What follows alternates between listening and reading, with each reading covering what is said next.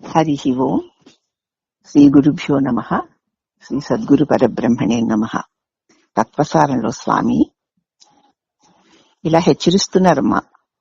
ఆయువేవి స్థిరము కాదన్నా, త్వరగా దేవుని పాద కమలము శరణు వేడన్నా.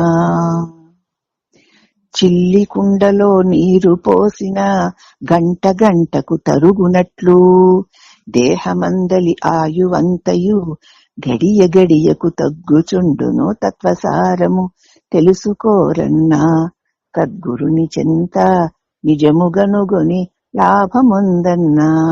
ఇక్కడ చూడండి, మన భ్రమ ఎంత ఎలాగా మనల్ని కప్పేస్తుందో తెలుస్తుంది. ఆయువు స్థిరంగా ఉంటుందా?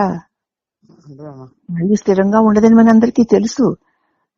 అంచేత ఆయువు చెల్లిపోకుండానే త్వరగా ఆ భగవంతుని పాదకమలాల్ని శరణు వేడాలి.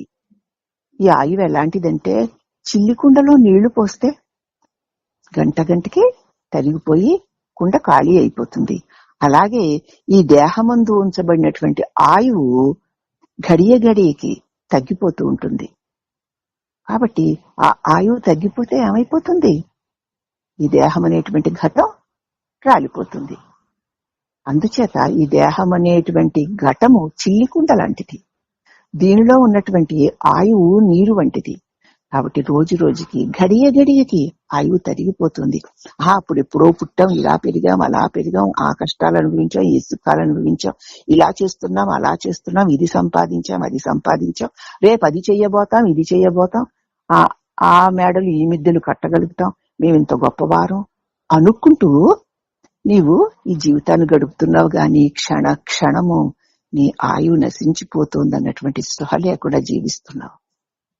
మరి ఆయువు నశించిపోయిన తర్వాత ఏం చేయగలవు నువ్వు? ఈ దేహం అనేటువంటి ఆ నౌక, ఆ వస్తువు ఉన్నప్పుడే కదా ఇవన్నీ జరుగుతాయి. అందుచేత ఈ దేహంలో నుంచి ఆయువు తొలగకుండానే ఈ దేహాన్ని, ఈ జీవితాన్ని ఉంచుతున్నటువంటి పరమాత్మని పాదాలని శరణు వేడితే ఈ ఆయువు చెల్లిపోయిన శాశ్వతమైన పరమాత్మని పొంది నువ్వు శాంతిని పొందగలుగుతావు. గనక ఈ దేహంలో ఉన్న ఆయువు శాశ్వతమని, 100 ఏళ్లు బతికేస్తాను, ఇంకా ఎంతో ఆయువు ఉంది, ఇంకా ఎంతో సంపాదిస్తాను, ఇంకా ఏమి చేస్తే మాత్రం ఏం పట్టుకెళ్తావు? ఏం మిగులుతుంది నీకు? అందుచేత జాగరూకుడివై ఈ ఆయువు చెల్లిపోక ముందే దీనిలో ఆయువుని, శక్తిని ఉంచుతున్నటువంటి చైతన్య స్వరూపుడైన, శక్తి స్వరూపుడైన పరమాత్మ పాదాలని శరణు వేడి నీవు అతి త్వరగా భవబంధాల నుంచి బయటపడు నాయనా అంటూ ప్రబోధ చేస్తున్నారు శ్రీ గురుదేవులు. శ్రీ గురుదేవుల పాద పద్మములకు అనేక వందనములు. హరి ఓం నమః.